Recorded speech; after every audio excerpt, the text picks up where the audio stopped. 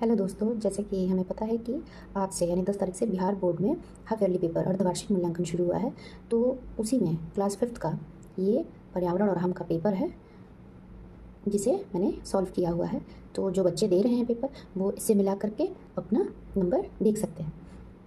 ये देखिए, इसमें सबसे पहले हम लोग निर्देश पढ़ते हैं। इस निर्देश में दिया है कि इस प्रश्न पत्र में कुल 6 प्रश्न हैं और सारे प्रश्नों का उत्तर देना है। तो पहला प्रश्न है रिक्त स्थानों की पूर्ति। तो इसका है कि तेनजिंग नोरगे ये क्या थे, पर्वतारोही या डॉक्टर। तो ये हम लोग का तो पहला ही चैप्टर है जिसमें कि तेनजिंग नोरगे पर्वतारोही थे। फिर ये खेल चैप्टर से रिलेटेड है। कुश्ती के खेल में 2 दल होते हैं। धान की फसल वर्षा ऋतु में उगाई जाती है। विक्रमशिला विश्वविद्यालय भागलपुर जिले में है।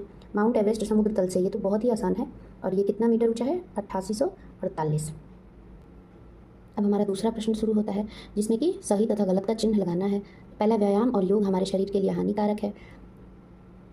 तो ये बिल्कुल ही गलत है, क्योंकि व्यायाम और योग हमारे शरीर के लिए लाभदायक होता है। बासी और ख़राब भोजन हमारे शरीर के लिए लाभदायक है, ये भी गलत है। बबूल और कैक्टस मरुभूमि के पौधे नहीं हैं, ये भी गलत है, क्योंकि ये मरुभूमि के ही पौधे हैं, क्योंकि इनमें कांटे होते हैं। सभी तंबाकू उत्पाद हानिकारक होते हैं, ये बात सही है। और गुल मेहंदी के बीज फटकर या चटक कर बिखरते हैं।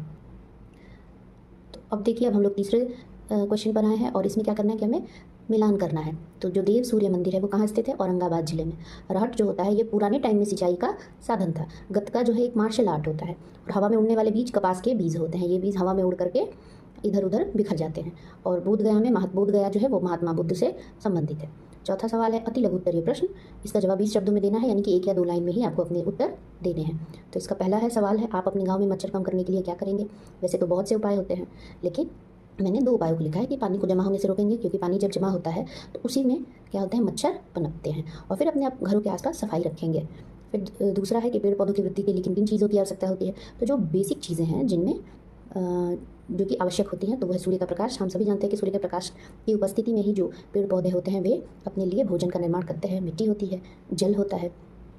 फिर विश्व के प्रथम आवासीय विश्वविद्यालय। आवासीय विश्वविद्यालय मतलब कि जहाँ पर बच्चे रह करके अध्ययन अध्यापन करते थे, तो वो है नालंदा विश्वविद्यालय।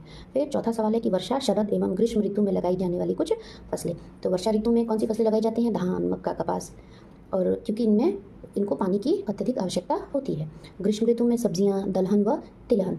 तो सब्जियों में लौकी, तुरई, ये सब सब्जियां जो है वो ग्रीष्म ऋतु में लगाई जाती हैं। और शरद ऋतु में गेहूँ, चना, सरसों, मटर, क्योंकि इनको पानी की कम आवश्यकता होती है।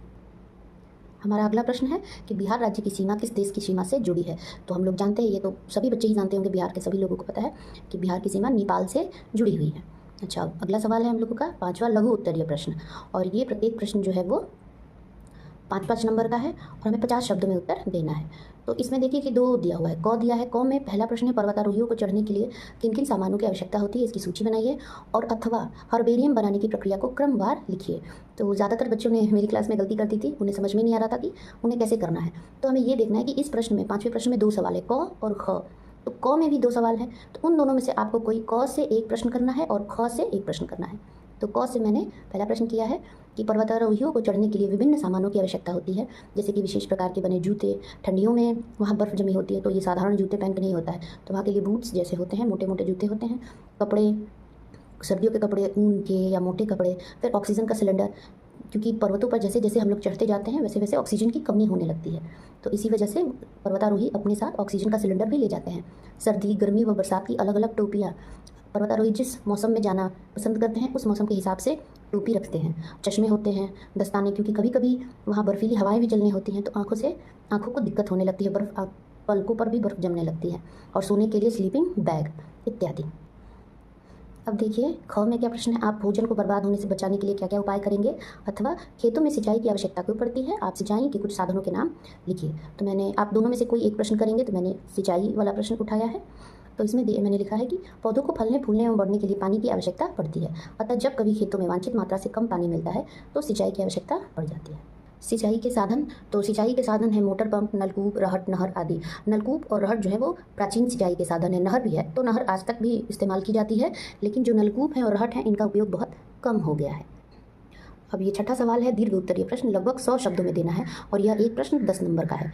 तो इसमें भी 2 दिया है, 2 प्रश्नों में से कोई एक ही करना है आपको। तो पहला है, ऐतिहासिक स्मारकों का संरक्षण कैसे संभव है? आप कुछ स्मारकों के नाम भी लिखिए। और अथवा में दिया है, मलेरिया मच्छर से फैलता है, यह साबित करने के लिए रॉस को क्या क्या करना पड़ा। तो ये जो चैप्टर है, मैंने मलेरिया वाला प्रश्न उठाया है और ये रॉस की जंग मच्छरों के संग वाले चैप्टर से है। तो इसमें देखिए कि इसका उत्तर क्या होगा। तो मलेरिया मच्छर से ही फैलता है, यह जानने के लिए रॉस लोगों के खून के नमूने लेते थे, फिर उन्हें मच्छरदानी में मच्छर छोड़कर सुलाते थे, वो मच्छरों से कटवाते, फिर मच्छरदानी के मच्छर को पकड़कर उसके पेट व सूंड की चीर-फाड़ करके उसे सूक्ष्मदर्शी से जांच करते। साथ ही बार बार लोगों को मच्छरों से कटवाते, फिर सुई चुभोकर खून के नमूने लेते, वो उसकी जांच करते, फिर वे काटने वाले मच्छरों की भी जांच करते। तो ये रहा हमारा आज का प्रश्न। अगर आपको पसंद आया हो तो मुझे कमेंट में बताएं, तो मैं कल होने वाले पेपर्स का भी सॉल्व करके उन्हें आप लोगों को दूँगी।